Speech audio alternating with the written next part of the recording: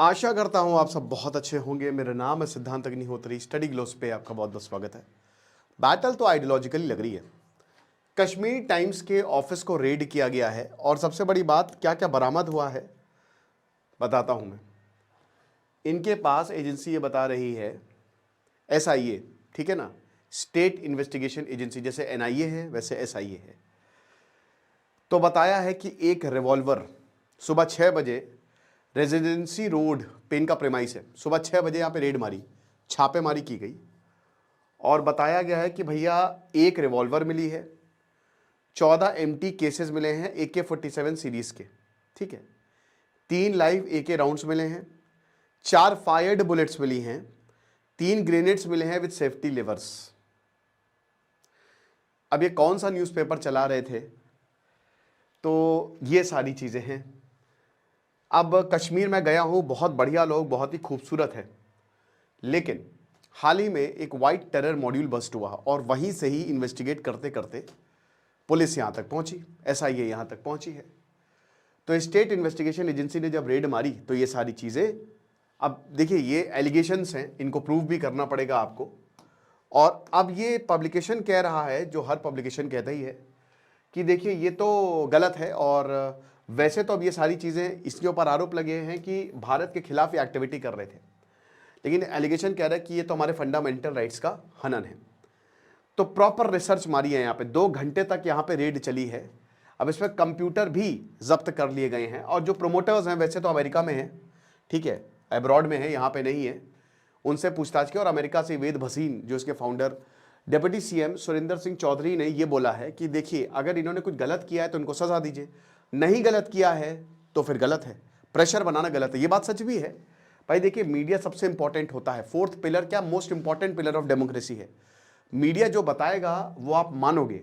तो मीडिया पे इस तरीके की कार्रवाई करना सही नहीं है, लेकिन क्या अगर वो देश के कुछ, देखिए फंडामेंटल राइट्स एब्सोल्यूट नहीं है और होने भी नहीं चाहिए।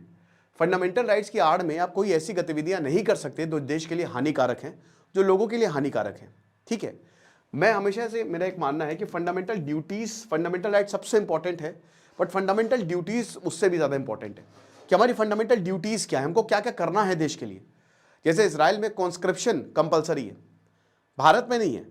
तो इसराइल में कॉन्स्क्रिप्शन कंपलसरी है तो वहाँ पे लोगों को पता है कि देश की अहमियत क्या है, कि हम अपने आप को टूटने नहीं दे सकते। और 2500 सालों तक अभी भी यहूदी कंट्रोल कर रहे हैं, ठीक है ना। तो ये चीज़ है। अब 1954 में इसको फाउंड किया था वेद भसीन, इनकी भी डेथ हो गई और बताया जा रहा है कि इनको प्रो सेपरेटिस्ट बोला जा रहा था, ठीक है, कि जो सेपरेटिस्ट है ना, जो कश्मीर को अलग करने का डिमांड करते हैं, उनके साथ इनके रिलेशन बताए जाते हैं। प्रेसिडेंट भी रहे हैं जम्मू प्रेस क्लब के, और अभी इनका देहांत हुआ है।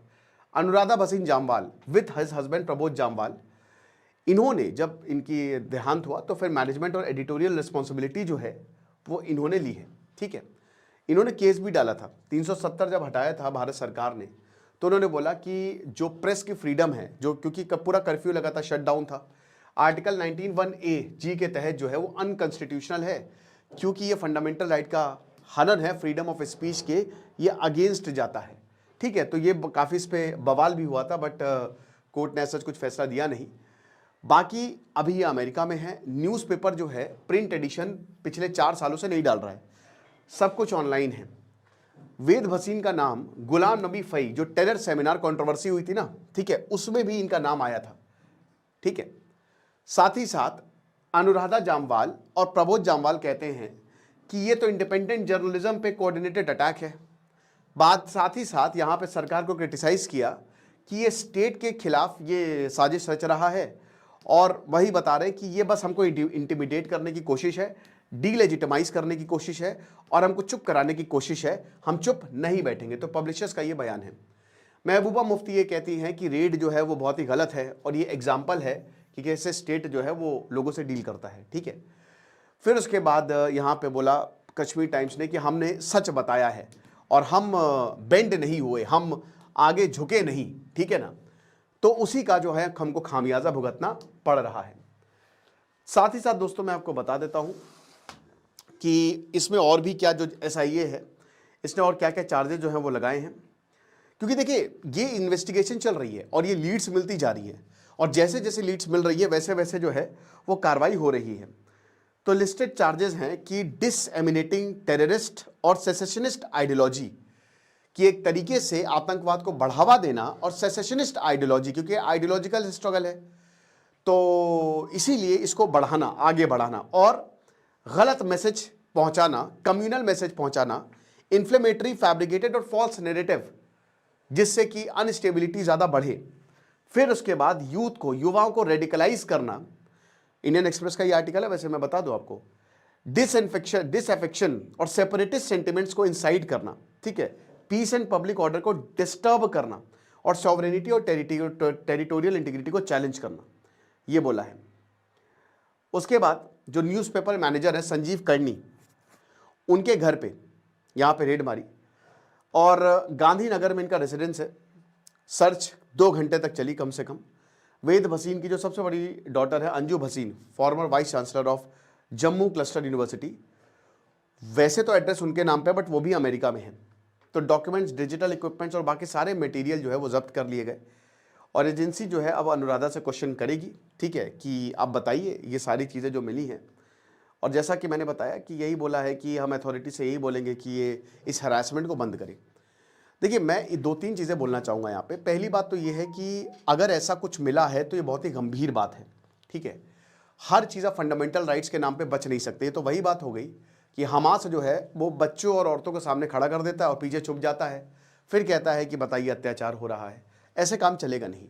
अगर कोई ऐसी एक्टिविटी हो रही है, क्योंकि हम सब चाहते हैं कि देश आगे बढ़े, कश्मीर आगे बढ़ रहा है। मैंने अपनी आंखों से, जब मैं वहाँ पे गया था, लोगों से बात की, काफ़ी लोगों से, अच्छे खासे लोगों से बात की। मैं इंसिडेंट रिकॉर्ड नहीं कर पाया, बट उन्होंने बोला है कि भाई नॉर्मलसी आ रही है और हम खुश हैं।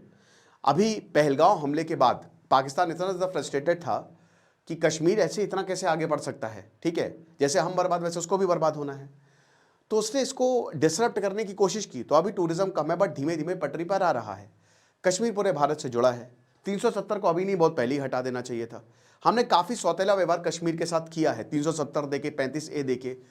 आप बताइए कि कश्मीर जो है वो इतना खूबसूरत, वहाँ के लोग इतने अच्छे, लेकिन उनको मिला क्या है बेचारों को, ठीक है।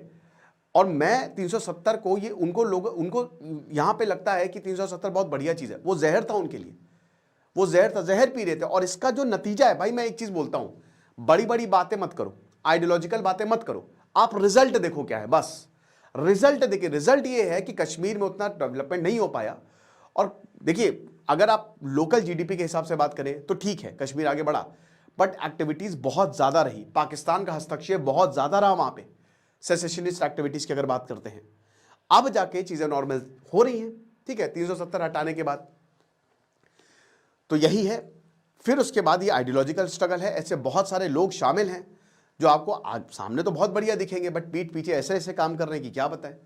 अब मैं ये बोल रहा हूं कि अगर जांच एजेंसी सही कह रही है कि भाई ये ग्रेनेड मिला, और मेरे ख्याल में पॉलिटिशियंस को दोनों चीज़ें बोलनी चाहिए।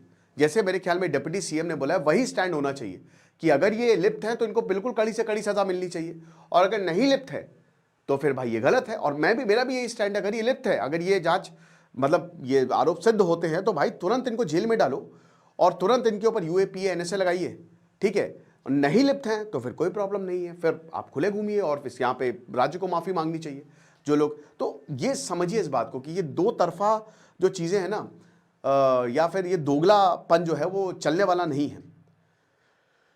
और जहाँ तक महबूबा मुफ्ती की बात करते हैं तो मैं इनके बहुत सारे, क्या ज़्यादातर स्टेटमेंट से बहुत ज़्यादा सेटिस्फाई नहीं हूँ। ये वही महबूबा मुफ्ती है जो वैसे तो कहती है कि हम इतना काम कर रहे हैं, बढ़िया काम कर रहे हैं, लेकिन आपको बता दूं कि ये बीजेपी के साथ इलेक्शन इन्होंने लड़ा था, ठीक है। जो बीजेपी इनकी आज बहुत गालियाँ देती है, उनके साथ में आई थी।